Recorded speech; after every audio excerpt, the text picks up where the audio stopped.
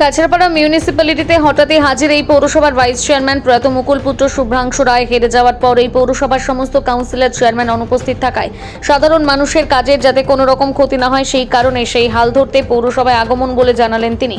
এরপর শুভ্রাংশু রায় বলেন, আমি ভাইস চেয়ারম্যান ছিলাম কিন্তু অনেকবার এসেছিলাম, আমাকে কোনো দায়িত্ব দেওয়া হচ্ছিল না, সুতরাং একটা চেয়ার দখল করে বসে থেকে তো লাভ নেই। কাছে পড়া পৌরসভা ওয়ার্ডগুলো জনসেবা দিতে ব্যর্থ হয়েছে, সাধারণ মানুষ যাতে অসুবিধায় না পড়ে পরিষেবা পায় সে বিষয়ে আলোচনা করার জন্য আমার এখানে এসেছি। প্রিয় সাহেবের সাথে কথা বলেছি, সুরাহা বার করার চেষ্টা করছি। আমরা চাইবো নতুন যিনি বিধায়ক এসেছেন সবার সাথে মিলেমিশে যেন কাজ করেন, যারা জুলুম যাতে না হয়, ব্যবসায়ীরা যাতে সুস্থ মতো ব্যবসা করতে পারে সেদিকে নজর দিতে হবে সুদীপ্ত দাসকে।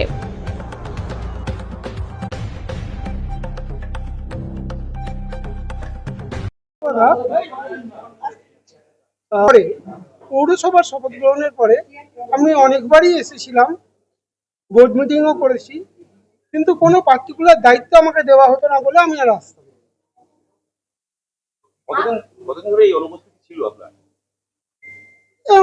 বছর দুয়েক তো ছিলই। কেন এতটা লং ডিস্টেন্স কেন আসা হয়নি? কেন আসতে পারেননি না কেন আসা হয়নি? আসতে দেওয়া না দেওয়ার প্রশ্ন নয়, আসলে দায়িত্ব না থাকলে এসে একটা চেয়ার দখল করে বসে তো লাভ নেই, তাই জন্য আসেনি। আজকে আমরা সবার সাথে কথা বলেছি, কাছড়াপাড়া পৌরসভার অন্তর্গত ওয়ার্ডগুলো পৌরসভার পরিষেবা থেকে ব্যর্থ হচ্ছে, তাই যে সাধারণ মানুষ যাতে অসুবিধায় না পড়ে, পরিষেবা পায় পৌরসভা থেকে, সেই বিষয়ে আলোচনা করার জন্য আমরা এখানে এসেছি। ইও সাহেবের সাথে কথা বলেছি এবং তার একটা সুরাহা বার করার চেষ্টা করছি। কেন মনে করছেন এই ব্যর্থ মানে কারণ? সাধারণ মানুষ পরিষেবা পাচ্ছে না এটা মনে করার কি আছে? রাস্তার ধারে জঞ্জাল জমে রয়েছে, জল জমে রয়েছে, পরিষ্কার হচ্ছে না, এর থেকে আর বড় কি আছে? চেয়ারম্যান কোথায় আছে জানি না। আজকে আমরা এটা ঠিক করেছি যে সিনিয়র কিছু ব্যক্তি, সেটা তৃণমূল কংগ্রেসের হতে পারে, বিজেপির হতে পারে, সিপিএম এর হতে পারে, কংগ্রেসের হতে পারে, এবং সিনিয়র কিছু পুরনো ex chairman, vice chairman, Kanchrapara পৌরসভার অন্তর্গত কিছু ব্যবসায়ী, উকিল, ডাক্তারকে নিয়ে একটা কমিটি করে দেওয়া। তারা ডে টু ডে ইও সাহেবের সাথে যোগাযোগ রাখবে এবং অ্যাজ এ ভাইস চেয়ারম্যান আমার সাথে যোগাযোগ রাখবে, রেখে কাছড়াপাড়ার পরিষেবা থেকে যাতে ব্যাহত না হয় সেটা দেখার জন্য। সেই পরিষেবা কবে থেকে শুরু হবে? আজ থেকেই শুরু থেকেই হবে। দাদা, গতকাল 12 নম্বর ওয়ার্ডে কিছু ডাক্তার এসেছিল যে ওয়ার্ড অফিসের বা চাবি নেওয়ার জন্য, সেক্ষেত্রে এলাকার লোকেরা চাবিটা দেয়নি। তো এটা কি পৌরসভারই কোনো ইস্যু ছিল যে তারা এসছে এরকম কোনো? না, কারা এসেছিল কি এসেছিল আমি জানি না। যদি আমার কাছে খবর আসে, তারা যদি আমাদের সাথে যোগাযোগ করে, নিশ্চয়ই তাদের সাথে আলোচনা সাপেক্ষে কিছু সুরাহা আমরা ব্যবস্থা করব।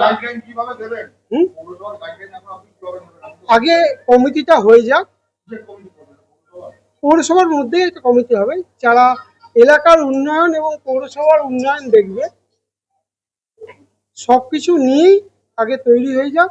আজ থেকেই সেই পরিষেবা যাতে মানুষ পায় সেটা দেখবে। এই কমিটি কাজ কি থাকে? চেয়ারম্যান ছাড়া কাজ কি করে হবে? চেয়ারম্যানের অবর্তমানে ভাইস চেয়ারম্যান এবং ইও এই কাজের অথরিটি আছে। ইও স্যারের সাথে কথা হলো? হ্যাঁ। কি কথা হলো? দেখুন, কিছু সরকারি কথাবার্তা বাইরে বলা যায় না, সেই কথাবার্তাই হয়েছে। নির্বাচনের আগ দিয়ে একদম সুদীপ্ত দাসকে পেয়েছি, মানুষের ক্ষোভের বহিঃপ্রকাশ হলেই তো এটা হয়, একটা পালা বদল হয়। আমরা দীর্ঘদিন ধরে বারংবার বলে এসেছি কাছড়াপাড়া পরিষেবা দিতে ব্যর্থ হচ্ছে, কিন্তু কর্ণপাত করা হয়নি। আমরা চাইব যে নতুন যিনি বিধায়ক এসেছেন তিনি সবার সাথে, সর্বস্তরের মানুষের সাথে কথা বলে, সে শিক্ষিত ছেলে, ভালো ছেলে, আমরা যারা পৌরসভায় কাউন্সিলর আছি, যারা এক্স কাউন্সিলর ছিলেন বা চেয়ারম্যান ছিলেন, তাদের সাথে কথা বলে কাছড়াপাড়া পৌরসভাটাকে একটা মডেল পৌরসভা করবে। বিধায়ক মুকুল দাস, তার সাথে কথা হয়েছে আসার আগে? একটা সৌজন্য সাক্ষাৎকার হয়েছে, কথা হয়েছে। আগামী দিনে আশা করব একসাথে সবাই মিলেই কাজ করে। এটা আমার মনে হয় ঠিক হয়নি।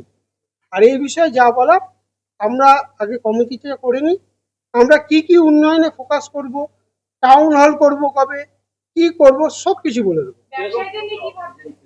ব্যবসায়ীরা যাতে সুষ্ঠুভাবে ব্যবসা করতে পারে, চাঁদার জুলুম যাতে না হয়। এতদিন হয়নি, মাঝে কিছুটা পিরিয়ড হয়েছে। পৌরসভায় আসার পরে কতটা অক্সিজেন পেলেন আমার? অক্সিজেন আছে বলেই তো কথা বলতে পারছি।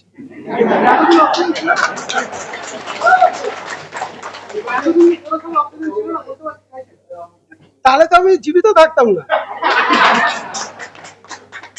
শিবানী হসপিটাল নিয়ে বহু প্রশ্ন উঠেছে। শিবানী হসপিটাল কি আবার নতুন রূপে দেখা যাবে? আমরা সব কিছু নিয়ে করব। একটা নতুন সরকার এসেছে, এখানে সুদীপ্ত দাস বিধায়ক হয়েছে, মাথার ওপরে বিধায়ক হয়েছে অর্জুন সিং মহাশয়। সবাইকে আলোচনায় নিয়ে একটা সরকারকে সহযোগিতা করতে যা যা করণীয় আমরা সব করব। দাদা এই যে কর যে বেআইনিভাবে এত 3 গুণ আলোচনা করি, কোথায় কি ঘুঘুর বাসা হয়ে রয়েছে, কোথায় কি গ্যাপ রয়েছে, কোথায় কার কি ভুল ত্রুটি হয়েছে, সেটা আমরা দেখব। আর একটা জিনিস আমি বলেছি, যেটা পুরনো দলের কর্মী, সেটা যে কোনো দল হতে পারে, সিপিএম হতে পারে, তৃণমূল হতে পারে, বিজেপি হতে পারে, কংগ্রেস হতে পারে, বা অন্য যে কোনো দলের কর্মী পৌরসভায় কাজ করে, তাদের যাতে অসম্মান না হয়, তাদের যেন হট করে ড্রেনে নামিয়ে দিয়ে কাজ করানো না হয়, সেই দিকে নজর দেওয়া হবে। আপনাকে ফেসবুক করে জানাচ্ছে না কেন? তিনি কি করেছে না করেছে সেই বিষয়ে আমি কোনো কথা আচ্ছা, বলবো না। খোঁজ নিয়েছেন কোথাও উনি? আমার সাথে তার যোগাযোগ খুবই কম, সে যোগাযোগ খুবই কম করতে, ব্যস্ত থাকতো, হয়তো পৌরসভার কাজেই থাকতে, হয়তো জানি না, আমার সাথে কথা হয়নি। আমি নিজের তাগিদে এবং কিছু কাউন্সিলর সাধারণ মানুষের তাগিদে আজকে এখানে সারা বীজপুর জুড়ে এসেছি। আমি সুদীপ্তর সাথে কথা বলবো, পৌরসভা কি কি কাজ হবে তার একটা গাইডলাইন তৈরি করা এবং ডেট মেনশন করবে। সেই ডেট ধরে আপনাদের সাথে 6 মাস বাদে আমি আবার প্রেস মিট করব।